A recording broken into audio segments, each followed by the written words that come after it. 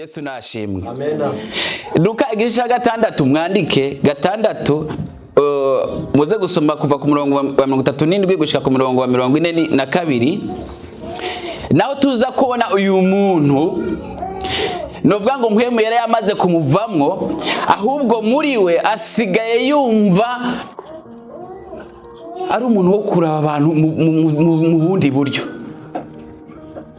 Yesu natugirire neza. Nuvuga ngo uyu muntu we agendana umutima wo kumva cimanza gusa. Urumva mpwemu yari nta murimo. Kandi nuvuga ngo uwo muntu igituma avuze ngo nta mpwemu yera murimwo, kuko mpwemu yera asaba kugira amahoro, urukundo, bya bintu byose tugenda turabona mu Bigalatiya. Nukuvuga ngo ibyo iyo bitakurimwo haba hajemwo kubona ibitandukanye n'ibyo amategeko cyangwa se ibyo amabwiriza y'Imana adusaba gukora. By'urukundo niki hama bikaba byavuye mu rwango mpwemu yaramaze kwimuka, hasigaramwo iby'ingeso mbi, ibyo guca imanza. Wabona mugenza wawe akora ibyiza ukayifata ukundi. Yesu natugirire neza. Rero nuvuga ngo hariya haratubwira ngo kandi ntimugacira abandi urubanza mu mitima yanyu kugira ngo nawe mutazorucirwa, kandi ntimugatsindishe nawe mutazotsindishwa. Mubabarire abandi namwe muzababarirwa. Ni mpwemu dusaba gukora ibyo bintu.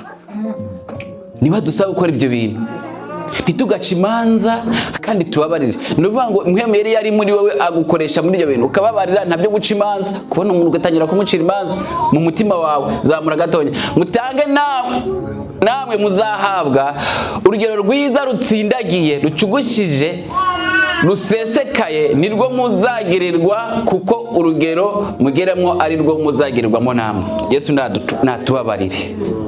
Yesu natugirire neza. Nuvuga ngo ibyo turiko turakora kuri uyu muntu ukora mpwemu yaramaze kwimuka muri twebwe, Imana iragaruka ikongera ikagira gute? Ikabiguhora. Nuvuga ngo iri kuraca urubanza, Imana nayo iba yitego kugucira urubanza. Yesu natugirire neza. Hanyuma hariho umugani umwe Yesu Kristo yaciye hariya ngo abacira umugani ati, mbese impumyi yabasha kuranda atindi impumyi? Mbese zombi nizogwa mu mwobo? Mbega umuntu adafise mpwemu yera yoranda atundi umuntu adafise mpwemu yera? Ibyo kunda bogira gute? Bashobora kugwa mu mwobo. Bisaba ngo tugire mpwemu yera tugendeshwe nawe. Hanyuma navuga ngo umwigishwa ntaruta umwigisha, ahubwo umwigishwa wese iyo atunganye rwose mu byo yigishijwe amera nk'umwigisha we. Amen. Yesu atugirire neza. Amen. Iyo twigishijwe mpwemu yera akaba muri twebwe, ibyo twigishijwe bikaguma muri twebwe, tugahinduka, tukumva turakunze Imana, Imana ikadukoresha ikadukoreramwo, duhinduka nk'abigisha kubera twamenye. Yesu nahabwa icyubahiro. Reka mfasha dusimbuke kugira ngo tuze dukoreshe umwanya, tugende muri Zaburi igice cya 50 turasoma umurongo 20 na 21. Wicara uvuga nabi mwene so, ubeshyera mwene nyoko, ibyo urabikora nka kwihorera ukibwira yuko mpanye nawe, ariko nzaguhana mbishyira imbere y'amaso yawe uko bikurikirana. Yesu natugirire neza. Ni ukuvuga ngo mu byo twiyumvira mu buzima bwacu ari n'ibyo dukora, Imana ibirabibona. Mpwemu yera ari muri twebwe honyine kuko ari we abasha kutwemeza ibyaha. Iyo akwemeje ko ibyo ukora atari byo, urashobora kugirirwa ubuntu ukihana ukagaruka ku Mana. Ariko noneho ngo nimba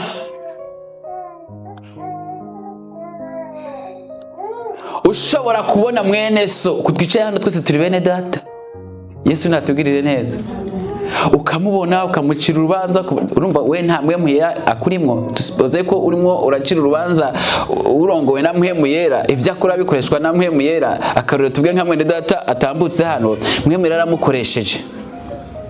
hari ushobora kuvuga ati shitani agashobora kumucamo akavuga ati ni gute yoba yamenye ukwezi akaba azi n'itariki, agahinyura ibyamuhemu yera akabihinyurira mu mutima, ariko Imana yamaze kubibona hama agatangura guca urubanza ngo buriya ngo barabonanye ngo yaramubwiye, kubera ntarimo yemera ibyo muhemu yera agira ati akoresha abantu biwe. Rero ngo iratureka tukabikora iminsi yose tukama muri ibyo ngibyo, ariko iratura ngo tumenye ko ariko nzaguhana mbishyire imbere y'amaso yawe. Nagomba nkubwire ngo reka mpwemu yera gukoresha, mpwemu yera dukoreshe. Yesu natugirire neza. Reka dusome muri Yakobo igice cya 4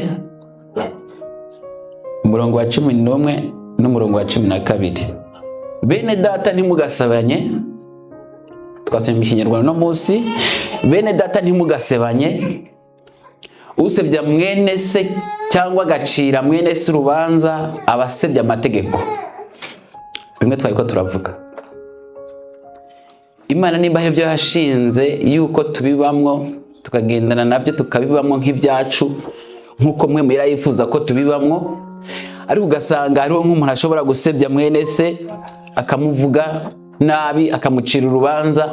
Ijambo riratubwiye ngo ntabwo aba ari we arimo arasebya, ahubwo barimo aragira gute?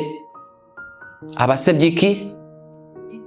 Abasebya ntitwasomye hariya, abasebya amategeko.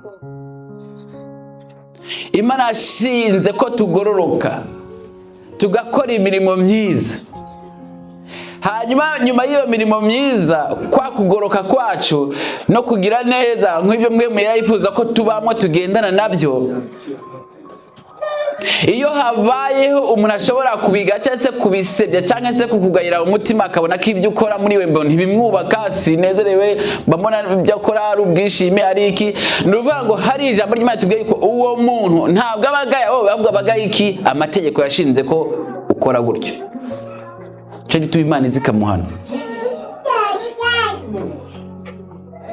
Niki gituma uyu muntu ashobora guca urubanza, ariko nucira amategeko urubanza ntubu yashohoje ahubwo ubaye umucamanza.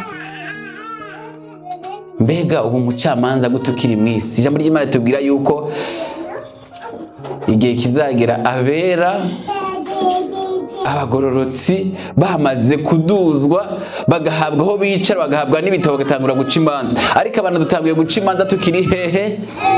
Tukiri mu isi. Numva ko utanguye kwishira ku ntebe y'ubucamanza, shiraho Imana itagushize. Nicyo gituma kuguhana kwayo ari ibintu ikora direct. Yesu nashimwe. Elisa igihe yari amaze gutandukanywa na Eliya agarutse, kandi muri ijambo ry'Imana tubwira ko ngo hariho ngo imisore ngo yatanguye kumusebya cyangwa se kumukoba cyangwa se kumutuka cyangwa kumuvuga uko atari. Arangije ibyo yakoze, ijambo ry'Imana twereka uburyo Imana yabikoreye muri we. Baribwa n'iki? Idubu zaraje zirabatemagura kubera kugaya umwuka murimo. Reka twirinde guca imanza, tureke kugaya umwuka, tureke mpwemu yera aba ari we aba muri twebwe adukoresha. Yesu nahabwe icubahiro. Amen, amen.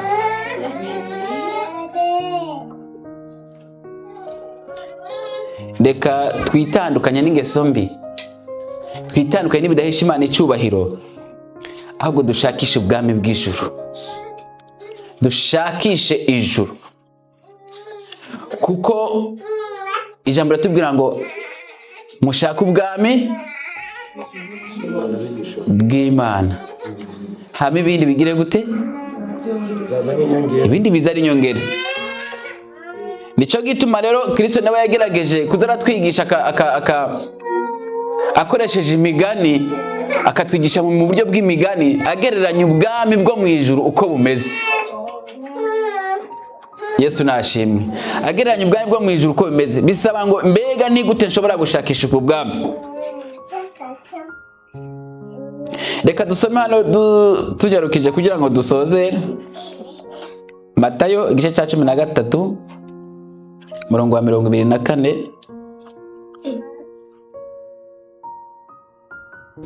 Nuko abacira undi mugani aravuga ati ubwami bwo mu ijuru bugereranywa n'umuntu wabibye imbuto nziza mu murima we. Nuko abantu basinziriye, umwanzi araza abiba urukungu mu masaka aragenda. Nuko amaze kumera no kwera, urukungu narwo ruraboneka. Abagaragu be baraza babaza umutware bati mutware, ntiwabibye imbuto nziza mu murima wawe, none urukungu rurimo rwavuye he? Ati umwanzi niwe waje, niwe wagize atyo. Abagaragu be baramubaza bati none urashaka ko tugenda tukarurandura? Nabati oya, ahari nimurandura urukungu murarandurana n'amasaka. Mureke bikurane byombi, bigeze igihe cyo gusarurwa mwisarura. Nzabwira abasaruzi nti mubanze muteranye urukungu muruhambire imitwaro, rutwikwe, maze amasaka muyahunike mu kigega cyanjye. Haleluya. Bivuze iki ibi bintu? Kuko hasi Kristo yarabisobanuye ari ku murongo wa 36 gushika ku murongo wa 40 niho Kristo yabisobanuye. Ariko reka mbabwire akantu ihishurirwa yenda twakuyemo hano. Kristo we arimo abisobanura hariya, shira kuri wa murongo wa kangahe wa 36 36.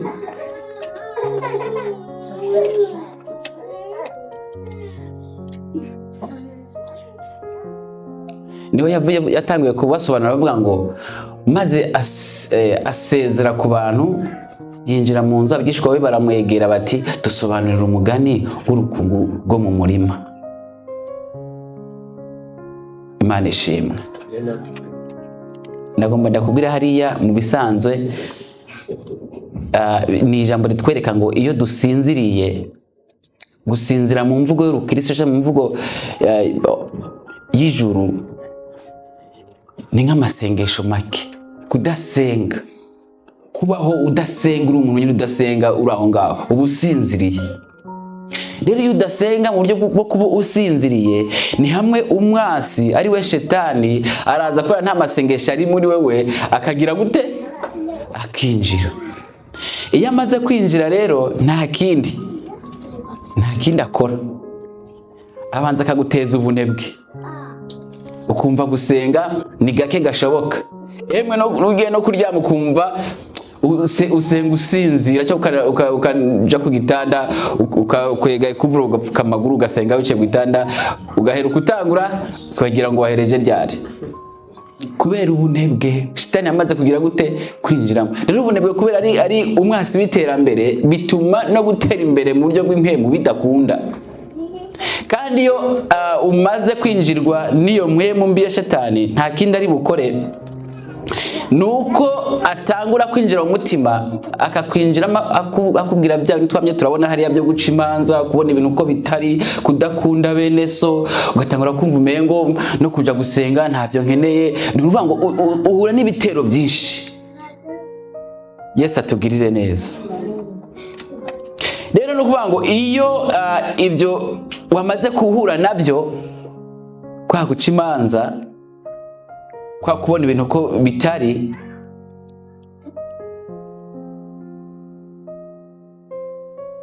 utangura kubona nk'abasenzi, nk'abanyakarago baza buri wa gatanu ku mugoroba, Samedi akahirirwa avuga ati uriya bikora cyangwa aboneka hariya kubera nta kazi afise, ntafise ibyo akora, ntafise yajyana. Utangura kubona ukundi kuntu, ukabifata nk'atari ibyawe, kuko muri wowe nta mwemwe ikikurimo, yarimutse. Yesu atugirire neza. Nuvuga ngo iyo utanguye kubona rero abantu baza ku karago bagasenga iminsi yose, ukabona bafite ibyifuzo uko tuzana tugasenga, dusengera ibyangombwa, dusengera buri kantu kose, bafise ibibazo, basenga kubera bafise iki? Bafise ibibazo. Ariko reka ndakubwira akantu kamwe, kuriya abantu bitanga bakaza gusenga, batangura basengera ibyabo, hama uko Imana igenda ibihishurira muri akaba mwinshi muri bo, akabereka ibyabo bakabibona biri hafi cyane babifise gutya. Noneho ibyo bagiraho bakabirenga, bagatangura gusengera bandi bagize gute, basinziriye. Nawe urimo utanguye guca imanza, baba ariko baragusengera, basengera ishengero, baba bararenze ibyabo, bagasigara bikoreye imitwaro y'abandi. Ariko ugasanga uri hariya nyine ukabona ku mengo nta kazi nta gahunda. Rero ibyo iyo umuntu yamaze kwinjirwamo niyo mpwemu mbi yasinziriye, nagomba nkubwire ngo hari igihe umuntu ageraho kumva ararambiwe no kugendana na babandi abona twavuga ngo bakoreshwa na mpwemu yera, yarangiza akabona ko ibyo bakora bitamwubaka, yarangiza akavuga ati bunde aba bantu je mbona umenga imikorere yabo ntibo irameze gutya ntibihagaze neza. Nubwo utangura kubona ibintu mu yindi sura idasanzwe, none kugeza igihe uvuga ati okay, je ndaboneka rimwe mu kwezi, canke nubwo naboneka iminsi yose ariko nkarwana niyo ntambara.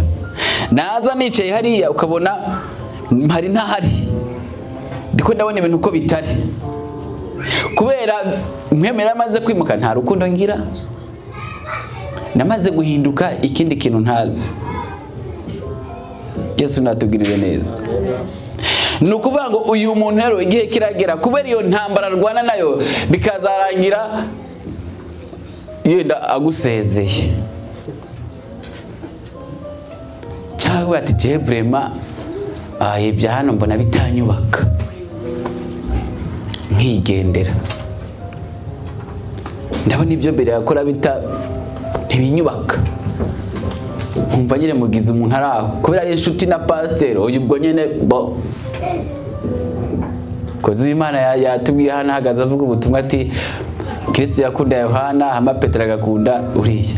Byari bisanzwe ko nimba mbere ari inshuti ya pasiteri nkaba ni inshuti ya Beriye, duhita tuba inshuti twese.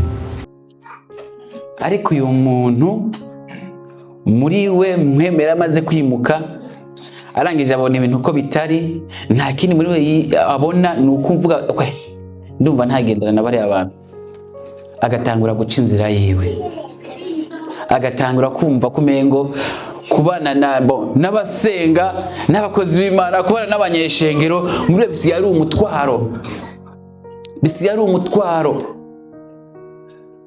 Kandi abandi babwo bari mu mwanya wo gusengera abantu bigoye mu buryo bwo kubana nabo, ariko we yamaze kugira gute, yamaze gusezera rwihishwa, cyangwa se yamaze kukuvamo rwihishwa.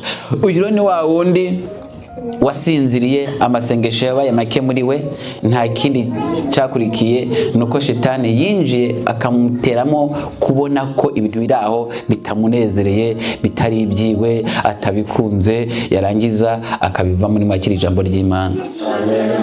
Turagushimiye Data mu izina rya Yesu Kristo, tugushimiye ku ijambo ryawe ryiza uduhaye muri kano kanya. Mwemere yabaye hagati muri twebwe, aduhishurira ibitari bike, kandi yabaye hagati muri twebwe atwibira amabanga, yabaye hagati muri twebwe atwereka ibyo tutari tuzi neza ko bihari. Kubwo kubana nawe no kukwemera ko tugendana nawe, ijambo ryongeye kuza ritubwira ngo twongere dukanguke, twongere twisuzume nimba mwemera yoba atari